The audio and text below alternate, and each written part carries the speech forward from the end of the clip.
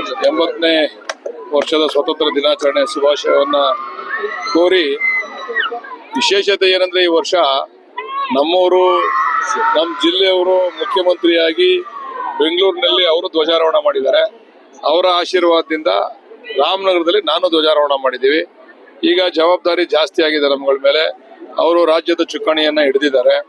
ಈ ಜಿಲ್ಲೆಯ ಅಭಿವೃದ್ಧಿಯನ್ನ ನಾವು ಇಕ್ಬಾಲ್ ಅವರು, ಯೋಗೀಶ್ ಅವರು, ಮತ್ತೆ ಡಿ.ಕೆ. ಸುರೇಶ್ ಅವರು, ನಾವೆಲ್ಲ MLC ರವಿ ಅವರು, ನಾವೆಲ್ಲ ಸೇರಿ ವಿಶೇಷವಾಗಿ ಇದನ್ನ ಅಭಿವೃದ್ಧಿ ಮಾಡಬೇಕು ಅಂತ ತೀರ್ಮಾನ ಮಾಡಿ ಚಾಲನೆಯನ್ನು ಕೊಟ್ಟಿದ್ದೇವೆ. ಇನ್ನೊಂದು ವರ್ಷದಲ್ಲಿ ಬದಲಾವಣೆಗಳನ್ನು ನೀವು ನೋಡಬಹುದು.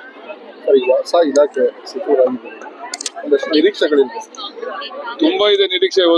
ಒಂದಿಷ್ಟಲ್ಲ, ತುಂಬಾ ನಿರೀಕ್ಷೆ ಇದೆ. ಬದಲಾವಣೆ ಆಗ್ಬೇಕು.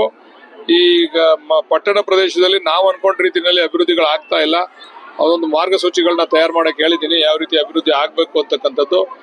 ಪ್ರಪ್ರಥಮವಾಗಿ ಮೂಲಭೂತ ಸೌಕರ್ಯಗಳನ್ನ ಕೊಡಬೇಕು, ಮತ್ತೆ ನಮ್ಮ ಜನಗಳು ಕೂಡ ಸಹಕಾರ ಕೊಡಬೇಕು. ಯಾಕಂದ್ರೆ ಟ್ಯಾಕ್ಸ್ ಕಲೆಕ್ಟ್ ಮಾಡೋದಕ್ಕೆ ಅವಕಾಶ ಮಾಡಿಕೊಡ್ಬೇಕು. ಟ್ಯಾಕ್ಸ್ ನ ಸರಿಯಾದ ರೀತಿಯಲ್ಲಿ ಕಟ್ಟಿದ್ರೆ ಅವ್ರಿಗೆ ಮೂಲಭೂತ ಸೌಕರ್ಯಗಳನ್ನ ಸಂಪೂರ್ಣವಾಗಿ ನಾವು ಕೊಡ್ತೀವಿ.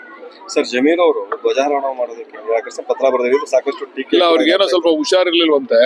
ಅವ್ರು ಸ್ವಲ್ಪ ಬಿಸಿಲಲ್ಲೇನೋ ಸ್ವಲ್ಪ ನಿನ್ನೆ ಒಂದು 3-4 ಸಲ ಜ್ವರ ಇದ್ದಿದ್ದರಿಂದ ಸ್ವಲ್ಪ ನಿಂತ್ಕೊಳಕ್ ಆಗಲ್ಲ ಅಂತ ಹೇಳಿ ಅವರು ಪತ್ರ ಬರೆದಿದ್ದಾರೆ. ದಯಮಾಡಿ ನನಗೆ ಒಂದು ಅವಕಾಶ ಮಾಡ್ತಾರೆ. ದೇಶದ್ರೋಹಿ ಕೆಲಸ ಮಾಡ್ತಿದಾರ ಜಮೀರು, ಫ್ಲಾಗ್ ಹಾಸ್ಟಿಂಗ್ ಮಾಡ್ಲಿಕ್ಕೆ ಹೋಗಕ್ ಆಗ್ತಾ ಇಲ್ಲ ಅಂತ ಹೇಳಿ ಬಿಜೆಪಿ ಟೀಕೆ ಮಾಡ್ತಾ ಇದಾರೆ. ಸರ್, ಬಿಜೆಪಿ ಅವರು JDS ಅವರು ನಮ್ಮನ್ನು ಹೊಗಳ್ತಾರೇನ್ರಿ? ಅವ್ರು ಹುಡ್ಕೋದಕ್ಕೆ ಮೊಸರು ಕಲ್ಲು ಹುಡ್ಕೋದೇ ಅವ್ರ ಕೆಲಸ. ಯಾಕೆ ತಲೆ ಕೆಡಿಸ್ಕೊತೀರ ಅವ್ರ ಟೀಕೆಗೆ?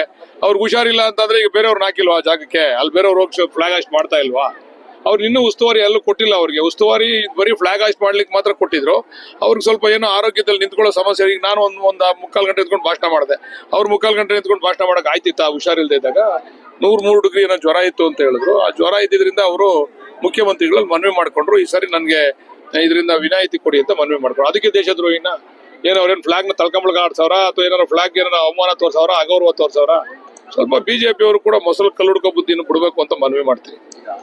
RSS ಚಟುವಟಿಕೆಗೆ ನಿರ್ಬಂಧ ಟಾರ್ಗೆಟ್ ಮಾಡ್ತಿದ್ದಾರೆ ಅನ್ನೋ ಒಂದು ವಿಚಾರವನ್ನು ಕೂಡ ನೋಡ್ರಿ, ಇದು ನಿರ್ಬಂಧ ಅಂತ ನೀವ್ ಯಾಕಂತೀರಾ? ಎಲ್ರು ಕೂಡ ಜವಾಬ್ದಾರಿ ಇರ್ಬೇಕಲ್ವಾ? ಎಲ್ರು ಕೂಡ, ಎಲ್ಲ ಸಂಘಟನೆಗಳು ಕೂಡ ನೋಂದಣಿ ಮಾಡ್ಕೋಬೇಕು. ಎಲ್ಲ ಸಂಘಟನೆಗಳು ಕೂಡ ಕಾನೂನಿನಲ್ಲಿ ಕೆಲಸ ಮಾಡ್ಬೇಕು ಅಂತಕ್ಕಂಥದ್ದು ನಮ್ಮ ಹೋಮ್ ಮಿನಿಸ್ಟರ್ ಉದ್ದೇಶ ಅಷ್ಟೇನೆ. ನಿರ್ಬಂಧ ಅಂತ ಯಾಕಂತೀರಾ? ಎಷ್ಟೋ ದಿವಸಗಳ ಕಾಲ RSS ಕಚೇರಿನಲ್ಲಿ ನ್ಯಾಷನಲ್ ಫ್ಲಾಗ್ ಹಾರಿಸ್ತಾ ಇರ್ತಕ್ಕಂಥ ವಾತಾವರಣ ಇತ್ತು, ಗೊತ್ತಾ ನಿಮ್ಗೆ? ಅದೆಲ್ಲ ಇತ್ತೀಚೆಗೆ ನ್ಯಾಷನಲ್ ಫ್ಲಾಗ್ ಹಾರಿಸ್ತಾವ್ರ ಅವರು. ಮೊದಲು ನ್ಯಾಷನಲ್ ಫ್ಲಾಗ್ ಹಾರಿಸ್ತಿರಲಿಲ್ಲ RSS ಕಚೇರಿಗಳಲ್ಲಿ. ಅದರಿಂದ ಎಲ್ಲರೂ ನಾವೆಲ್ಲರೂ ಕೂಡ ನಮ್ಮ ಸಂವಿಧಾನದಲ್ಲಿ ಅಂಬೇಡ್ಕರ್ ಅವರು ಕೊಟ್ಟಂತ ಸಂವಿಧಾನ ಕೆಳಗಡೆ ಕೆಲಸ ಮಾಡ್ತಾ ಇರ್ತಕ್ಕಂಥವ್ರು.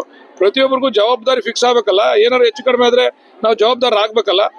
ನಾಳೆ ಏನಾರು RSS ಹೆಚ್ಚು ಕಡಿಮೆ ಆಯ್ತು ಅಂತಂದ್ರೆ ಅವ್ರೇನ್ ಸರ್ಕಾರಕ್ಕಿಂತ ಸಂವಿಧಾನಕ್ಕಿಂತ ದೊಡ್ಡವ್ರೇನಲ್ಲ. ಅವರು ಎಲ್ಲರೂ ಜವಾಬ್ದಾರಿ ಫಿಕ್ಸ್ ಆಗ್ಬೇಕು. ಅದೇ ರೀತಿ RSS ನವರು ಕೂಡ ನೋಂದಣಿ ಮಾಡ್ಕೊಂಡು ಅವ್ರ ಕಾರ್ಯಚಟುವಟಿಕೆ ಮಾಡ್ಲಿ. ಯಾಕಂದ್ರೆ ನೋಡಿ, ಈಗ ಹೊರ ಪ್ರಪಂಚದಿಂದನೂ ಕೂಡ, ಹೊರದೇಶಗಳಿಂದನೂ ಕೂಡ ಹಣ ಬರ್ತಕ್ಕಂಥ ವಾತಾವರಣ ಇದೆ RSS ನಲ್ಲಿ. ನಾಳೆ ಯಾರು ಲೆಕ್ಕ ಪಕ್ಕ ಕೇಳ್ಬೇಕು ಅಂದಾಗ ಅವೆಲ್ಲ ಬೇಕಲ್ವಾ? ಎಲ್ಲರೂ ಜವಾಬ್ದಾರರಾಗಬೇಕು, ಟ್ರಾನ್ಸ್ಪರೆಂಟ್ ಆಗಿರ್ಬೇಕು ಅಂತಕ್ಕಂಥ ಉದ್ದೇಶ. Thank you.